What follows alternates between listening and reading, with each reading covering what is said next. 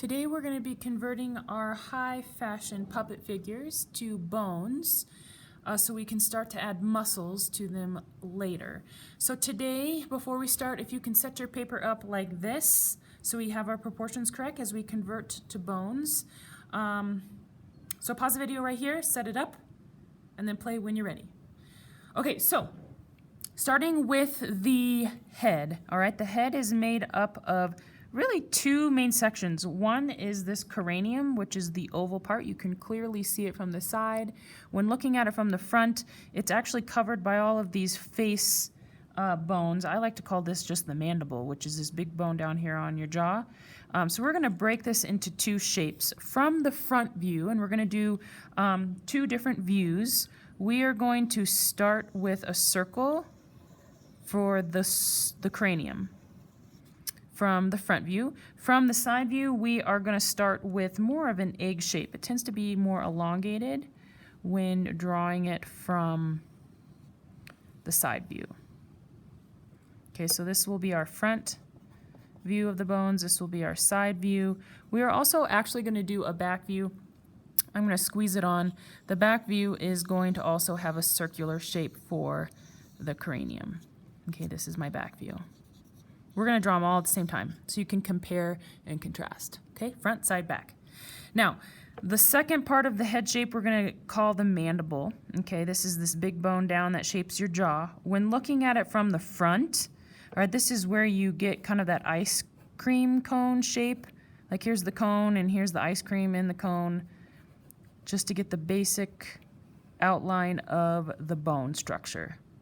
Okay, now remember when we go to do portraits, we don't normally outline a face because it won't give you accurate likeness of that particular person, but we're not trying to get likeness right now, we're just trying to get structure. So front view, you're going to pull it straight down, and we can't actually see this line from the front view, so I'm going to erase that. Okay, from the side view, we're going to pull the mandible straight down, and then bring it up to intersect the cranium about halfway on the bone structure. Okay, so that divides it in half. From the back view, pull it down to that base of the chin line, and we are going to keep this line now because we're looking at it from the back. Okay, the mandible only lies in the front of the face, not the back, so we're going to see where that spine lodges into the back of the cranium when we draw it. If it helps you to label it, this is the cranium. This section here is the mandible that we're drawing. Now, we're just drawing the basic bones. We're not drawing all of them, just the basic bones we need in order to attach the muscles. Okay, you could label them all the way across if necessary. Oops, I should scoot that over so you can see it. You do what works for you. Okay, next we're going to go down from that. I like to plop in the rib cage next. Remember the mid ribs, divide it in the middle. So I'm going to start by drawing my second main mass right in the middle of this line here. From the front view, I would just keep it rounded. Okay, keep in mind your body is 3 heads wide just from our last lesson. So if you draw a second head and a third head from the front view, we know that eventually our body has to come all the way out to these 2 vertical lines. Okay, now leave some space for your shoulders and your arms because that is what makes it come all the way out to those 3 heads wide. Okay, next from the side view, our rib cage actually tilts a little bit. If you're looking at the bone structure, it's not straight up and down. It has a slight tilt on its axis. So you're going to bend it or rock it a little bit towards the back. Okay, from the back view, it'll be straight on. Look at it from the image. So no curve, no bend. Pretty much repeat what you did in the front view. Okay, this will be our rib cage. Ribs.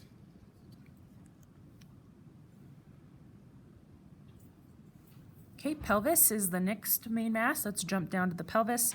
Remember the pelvis sits right here on the middle line. If I pull it back to the front view, The pelvis is kind of a weird shape. A lot of artists will actually use two ovals coming up as a tilt to kind of create this little butterfly shape that represents this little bowl that you see in here. Sometimes they make it come up in the middle here because there's a little upward dent. Sometimes they curve it here at the top because it's nice and rounded. Sometimes artists will take this little curve and convert this into a bowl and bring it around like you're looking inside of a bowl, and then these are the edges of the bowl. Okay, so it's kind of up to you. To be honest, it doesn't really matter which method you take on, or if you just keep it a simple triangle. Really, as long as it's placed in the right spot, it doesn't matter once we put all of the muscles on it. Okay, that will connect to the spine. Okay, so the spine are all of these little bones coming up, and it actually lodges in to the back of the cranium. If you're looking at the skeletal structure, it goes all the way down and connects to the back of the spine. When you look at it from the side view, the spine has a curvature to it. It's going to curve around the back of the rib cage and kind of curve back in around your belly button and then connect to the pelvis. Okay, so from the front view, all I like to do is pull the spine down. I kind of twirl it a little bit so I can remember there's bones right there. Sometimes people draw one little bone at a time. Sometimes people just draw a line. Okay, so do what works best for you, but it should be right there in the middle between the pelvis and the rib cage. Okay, from the side view, it connects right here where the mandible comes to this cranium. It's going to go out around the back of the rib cage. There's the curve out, back in. And we need to draw our pelvis, so I'm going to draw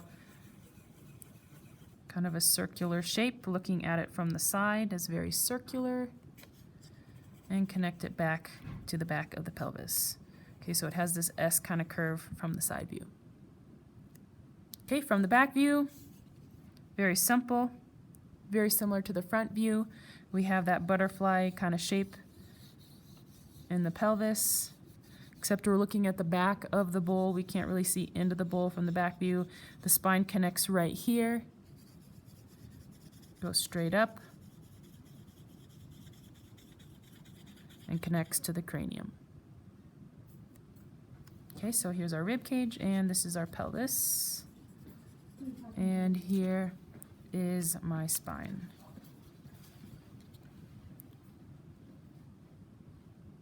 Okay, so plop that in. All right, next we're going to move to the legs. Now the leg bones do have quite a bit of shape to them. If you're looking at it from the front view, this is actually the femur, okay, and it connects up into the pelvis with this little notch. So we're going to notch it up, pull it out, and there's a little bit of a bulge right here at the top of the bone. And then it comes straight down to the knee.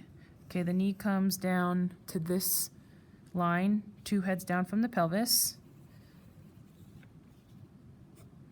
So you're going to pull it down. A lot of the times if you're standing straight up and down, these femurs slightly come in. Okay, you can see the knees are closer together than the hips. So you do want to make sure you pull it in just a bit. And then this bone, okay, this is your femur, works around the kneecap. Okay, here's your kneecap. That's called the patella. So it's going to come around the patella, and I just like to use like a rectangle and then cut that patella in half, kind of like that, just to keep it simple. Okay, and you're going to have one on each side, so you're going to come out of the hip bone, kind of round it a little bit at the top, pull it down at a slight angle. Find where that patella is going to be, go around it with a little rectangle to get your second femur from the front view. Okay, now from the side view, the patella lays on the outside of the femur. You can see here it is. That's your kneecap. And this femur actually has a slight bow or bend to it. It's not a straight bone from the side. In fact, a lot of times it bends even more than what this picture is showing. So from the side view, I can't necessarily see where it goes into the pelvis right here. I'm just looking at it from the back. So I kind of want to bulge the bone, make it kind of thicker, and then I'm going to pull it and bend it towards the front. And from the side view, you can see that the bone actually pulls out in the back. So you want to pull it out, and the patella goes right in front right there. Okay, it is connected though, so you could pull it a little closer so it's not floating in midair. Like you see here, they're just removing out all the cartilage. The muscles, or a lot of muscles, connect between the patella and that femur. Okay, so you want to make sure that we have both in there. From the back view, very similar to this front view, except the patella is on the front, not the back, so we're not going to see these from the back view. But the connection looks the same in your femur. So you're going to pull it out from your pelvis, give it some thickness at the top, pull it down at an angle, and that can be a straight shot, and then just show a little rectangle to widen it. Same thing over here on the other side.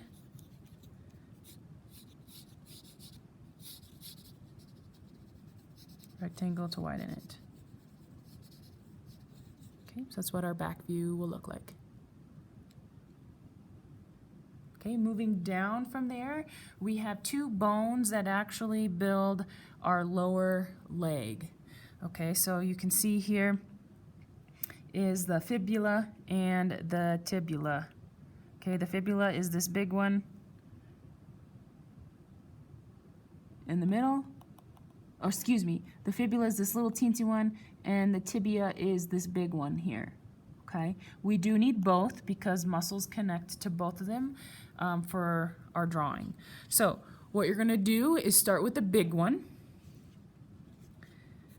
We're going to flare it out around the kneecap, make it skinnier as you come down all the way to your ankle. Remember, your ankle is just above that last line, and then it's going to flare back out.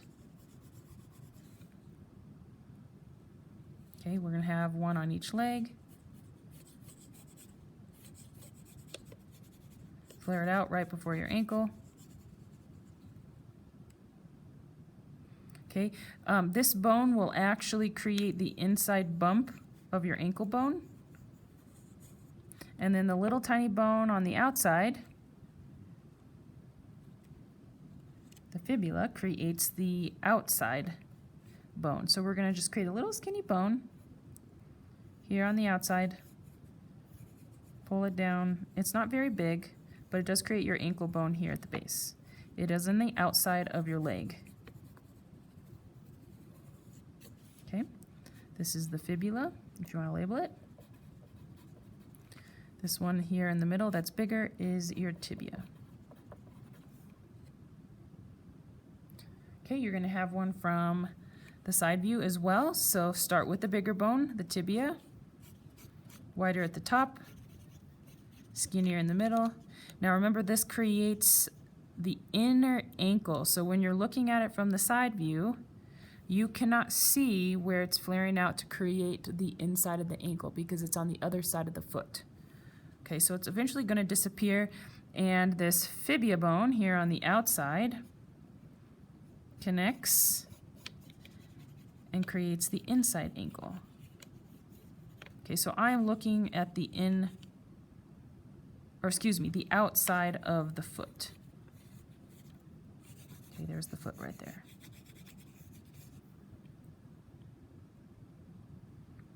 Okay, from the back view, same thing. Very similar to the front view. Okay, wider on your tibia, bring it down. That creates the inside ankle. Fibula creates the outside ankle.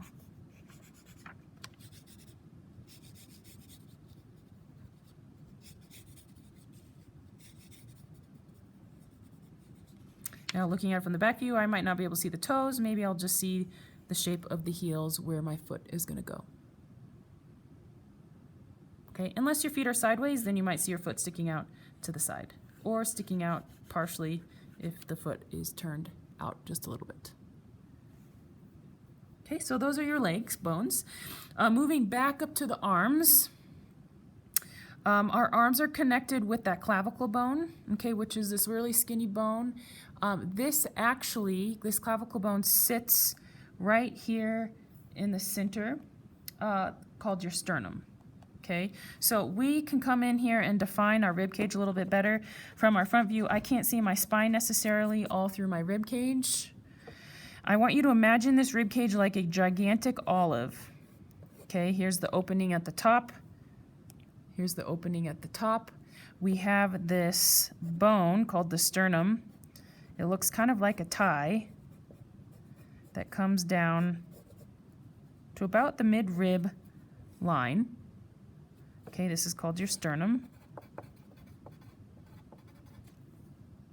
From there, all of your ribs are going to come and connect. Okay, so if it helps you, you could draw these little rib lines coming out.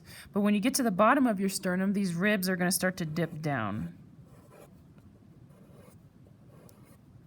Okay, and there's a little cutout right here at the base of your rib cage. So pull that spine back up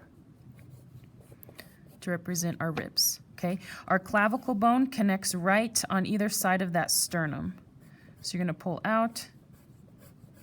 And I just like to use two little cylinders here. Sometimes these collarbones can have, or these clavicle bones can have a slight curvature to them. They can be a little bendy depending on the person.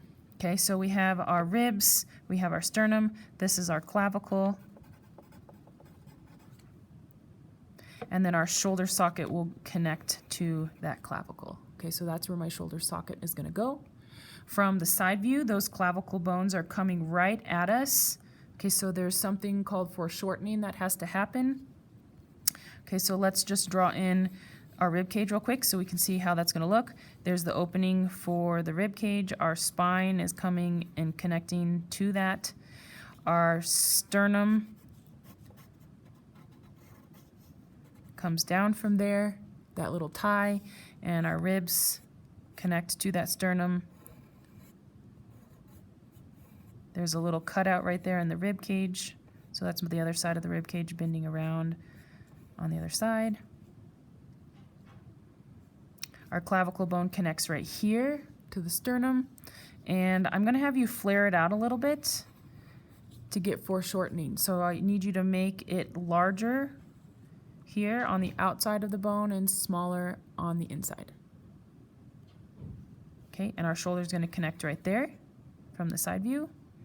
From the back view, we're not going to see any of the clavicle, but we're going to see the shoulder blade instead. So instead of drawing the clavicle, you're going to come in here and draw two triangles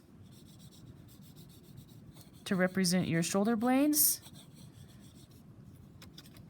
to the back of the rib cage, and your shoulder will connect right here from the back. Then from there, we just draw our arms. So our humerus bone is our first bone we're going to draw in. That is this upper bone right here, connected to the shoulder. I like to say it's just like a dog bone. It's wider on both ends and skinnier in the middle. So we're going to widen the humerus bone. And then down here at the belly button, there's the elbow. So we need to stop it right there. Flare it out at the base. Okay, this is called your humerus bone. If you want to label that one. Okay, and that is the same on front view, side view, back view. Okay, very standard bone. So here's the thick part. Make it come thinner. Make it come wider. Erase the parts that overlap so you can see those. Okay, your humerus bone. Moving down from there, we have two little bones that make up our lower arm, the ulna and the radius bone. These bones kind of twist around each other. You can see here in the image. All right, so you do want to show a little crisscross action happening. Remember that these come all the way down to the hand. Your hand tips fall right here on head 1, 2, 3, 4, 5. All right, so I'm going to draw in my little mitten so I know how far down to go. Okay, little interesting fact, your mitten should be about the same size as your face, not your head, your face. So let's say my hairline is right here. This distance should be the size of my hand. Okay, so make sure that that kind of matches. There's my wrist. So my two bones are going to have a slight crisscross. Connect one to the outside of the elbow, bring it to the inside of the wrist. Connect the other to the inside of the elbow and the outside of the wrist. Crisscross those bones. It's important to do that because we have two muscles that crisscross there because they follow those two bones, and you want to make sure that they're connected to the right spot. Okay, so one is the radius and one is the ulna.